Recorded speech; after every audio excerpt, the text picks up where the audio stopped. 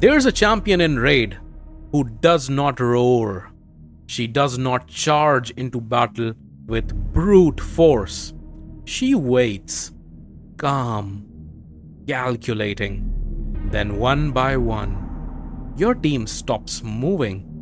Not stunned, not even frozen, just gone, turned to stone. You don't always see her coming, but when you do, it's already too late. This is the story of Mithrala Lifebane. Hey guys, SMZ here and welcome to another edition of Through the Years, a series where we take a look at some of Raid's most iconic champions and see how they've evolved, thrived, or fallen off over time.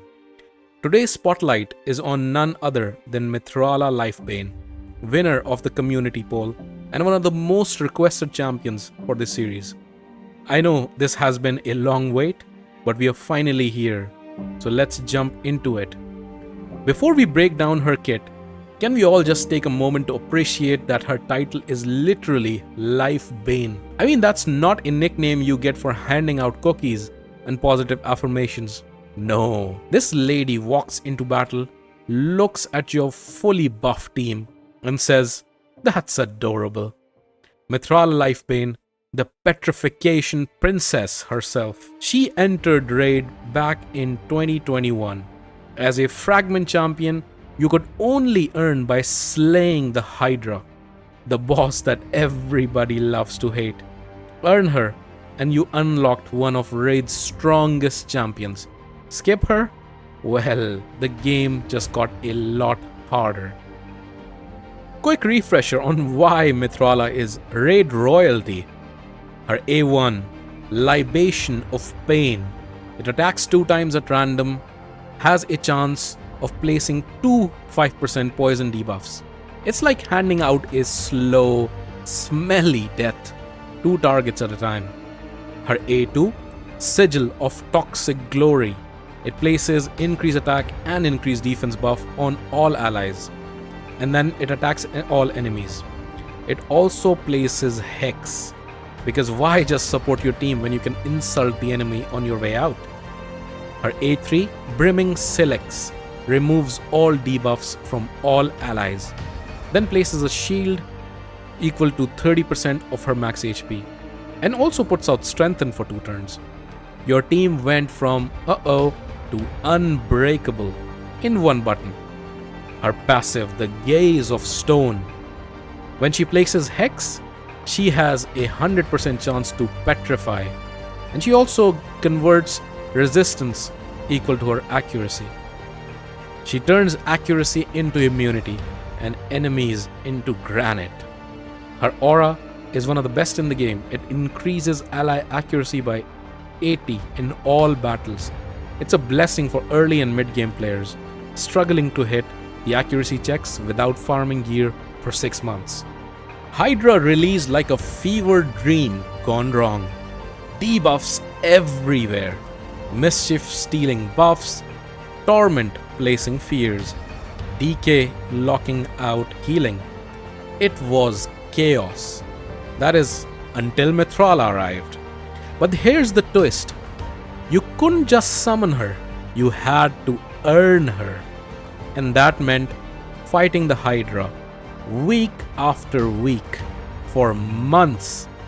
By the time you got her, you were probably a little traumatized, but the payoff, absolutely worth it. Her Brimming Silex cleansed off fears, provokes, and poisons with ease.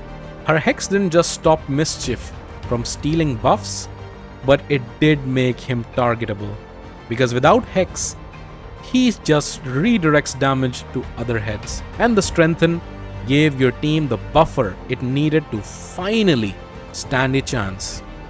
She did not need special pairings. She made any team better. Once you had her, Hydra fights went from painful marathons to doable farming runs. 2022 was the year Mithrala basically told everyone, "I do support, but make it deadly." 2022 saw Mithrala dominate across both PvE and PvP. And not just because of her kit, Stone Skin wasn't dominating yet, so players were still placing debuffs left and right. That made her perfect for arena defense. She'd sit in the backline, laugh off debuffs with her high resistance, which came from her accuracy, and cleanse her whole team like nothing happened. And of course, petrify anyone foolish enough to try anything flashy. She was especially annoying or effective in classic and tag arena defenses, where she stalled teams, turned nukers into stone, and made offensive players reconsider their life choices. That same year, the protection set, originally introduced in 2021, got a massive glow up with a 9-piece bonus. With it, Mithrala gained a 75% chance to make any buff she placed protected. And it gave her allies a 15% damage boost. And since she brings 4 buffs, strengthen, shield, increase attack and increase defense, she could now protect them all like a helicopter parent with magical armor. It was a turning point. Mithrala wasn't just tanky, she was tactical. Her impact on Hydra became even more critical, and PvP teams still feared seeing her on defense. It was her peak as a true dual mode powerhouse. 2023 was when power creep became real. Mythical champions brought insane damage and mechanics. Empowerment gave everyone, or rather the whales and the krakens, a new way to juice stats. Live Arena launched and things got sweaty. Mithrala did not vanish overnight, but her dominance in PvP started to fade. She was still usable, especially in tanky stall teams, but she was no longer the automatic pick. Players building resistance comps or stalling in Live Arena could still find a use for her, especially paired with Marichka, Ultimate Death Knight or Yumiko, in reaction or Stone Skin gear. But this year marked a shift from Mithrala everywhere to Mithrala when it makes sense. The truth is, PvP got faster. Teams leaned harder into nukes, lockouts, and brute force. And while Mithrala could resist, cleanse, and shield, she could not stop tidal wave of power creep. In PvE though, she became a staple. Empowered or not, she handled Hydra with ease. Her strengthen and shield were critical for survival. Doom Tower bosses could not land debuffs. And Iron Twins, just another Tuesday. This was the beginning of her reign as a PvE powerhouse, and the slow farewell to her PvP prime. If 2023 was chaotic, 2024 said, "Hold my mead." By 2024, Raid was throwing curveballs like it was in the major leagues. New challenges, debuffs, and bosses were popping up faster than players could say resistance meta. One of those curveballs was Phantom Shogun, a dungeon boss who didn't just hit hard. He hit unfair, enfeeble, a new debuff, crippled your team's damage output, and players needed a cleanser. A cleanser who could shrug it off like nothing. Enter Mithrala. She did not panic. She did not flinch. She brimming silixed her way through the mess, giving strengthen and a second chance to teams on the edge of collapse. Her accuracy aura, once a nice bonus, became crucial for helping teams land their own debuffs in the punishing new content. Then there was Curse City, against Amius, a boss that loved tossing out debuffs and hexes, like candy at a parade. Mithrala once again proved her worth. She didn't need to be carried. She was the carry.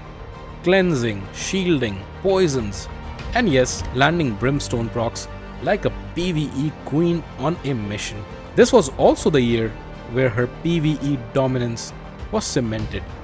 She became a plug and play option in multiple teams.